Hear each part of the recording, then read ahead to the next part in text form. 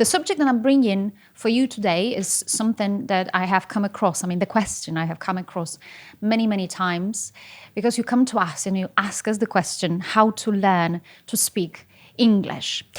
So many people around the world learn the language, and so many people complain that they are unable to communicate in the language. They are unable to speak. And my answer is always the same. It's not rocket science, but you just simply have to know how to do it.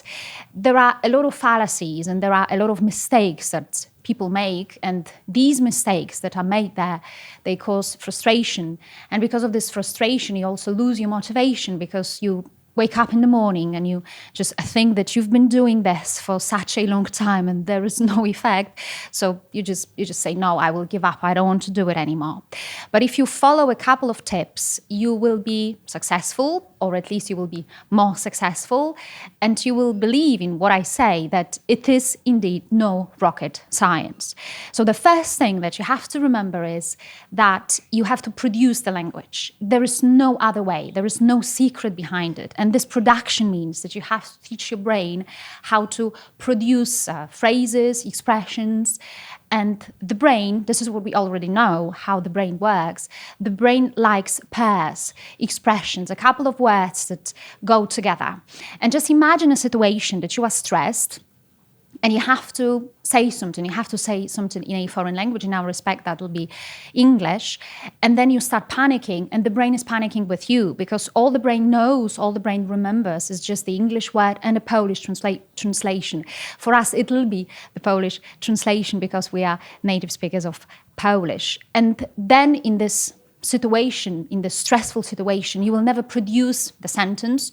You will stop talking to other people, and that's why you will prove to yourself that you cannot communicate in English. But just imagine the situation that beforehand you practice these phrases, right? So you have those ready-made phrases there for your brain to reach to if you are in times of trouble.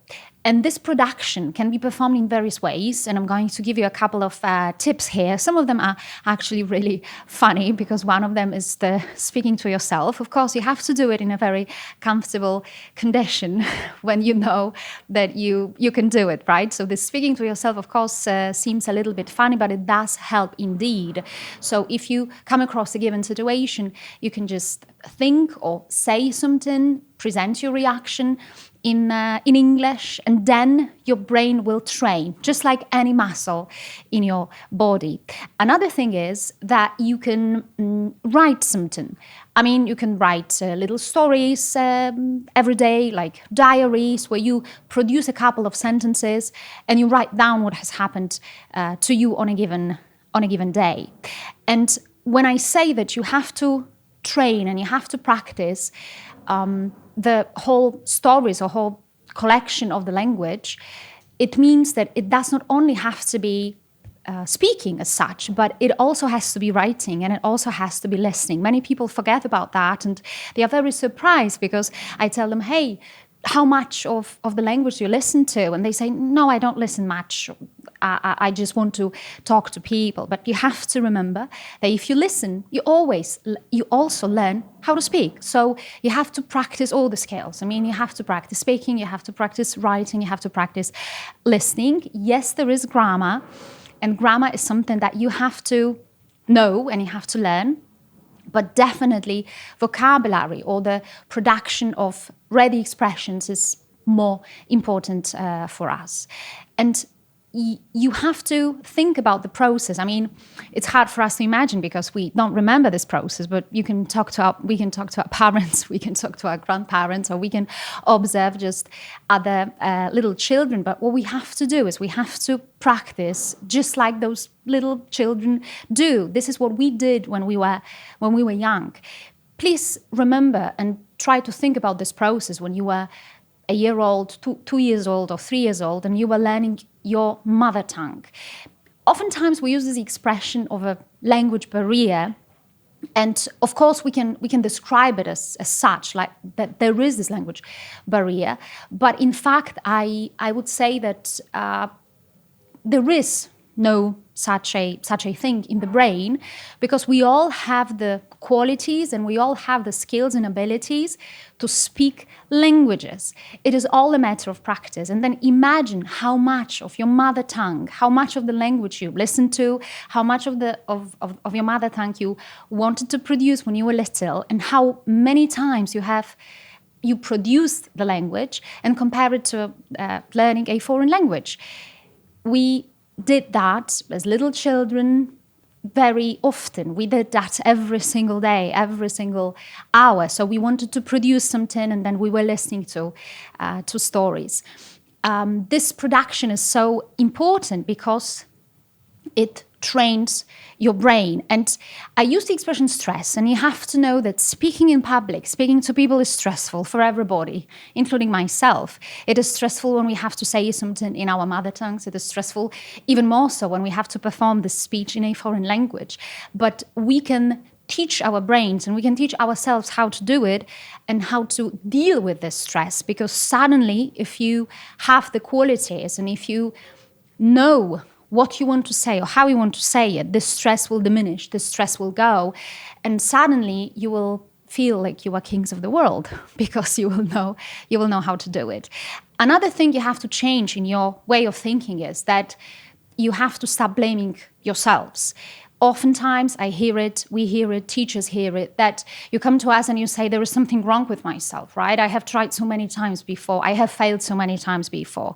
But not many people come to us and say, hey, maybe there was something wrong in my approach. Maybe I didn't know how to do it right. Maybe some other person who was teaching me at that time, maybe they didn't tell me what I was supposed to do. And yes, it happens very often that this learning through just sheer translation, like you have a given word in Polish and then you have this given word in English, it doesn't help you much. Of course, you will learn the language, you will learn some bits, but you will never learn the whole structure and the whole production.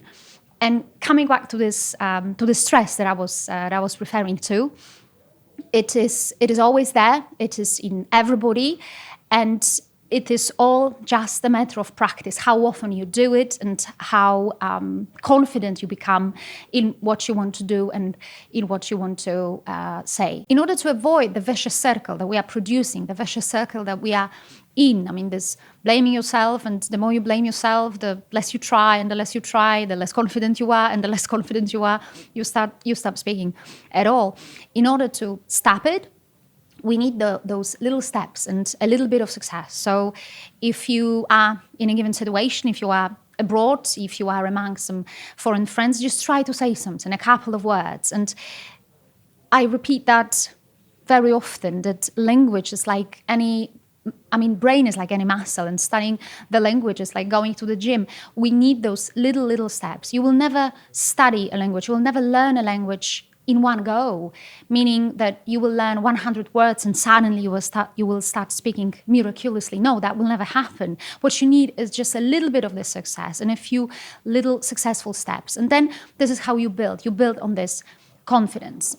And of course, I am well aware of the fact that studying a foreign language when we are grown-up people, well, we are not children anymore.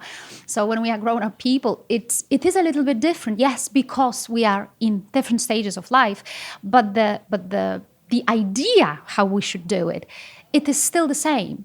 So this element of survival.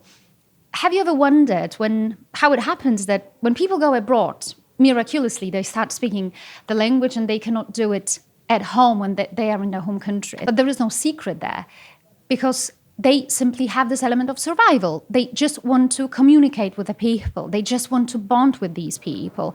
And there is no other way. If they want to survive, if they want to buy something, go to a shop, meet somebody, they just have to say something. And these little steps, bit by bit, this is how they form the language. So let me just sum up what I have just said about this learning how to speak the language, and let me confirm that yes, you can do it. Yes, it's possible. Yes, there is no rocket science to it. You have to start producing the language. This is the key thing. You shouldn't be afraid to do it. So when you are surrounded by other people, don't think about the judgment. Don't think that you need some confirmation how good you are. I have been there. I have spoken to various people, and even if I have made a mistake, There was nothing wrong about that because people were always very cheerful and they were happy.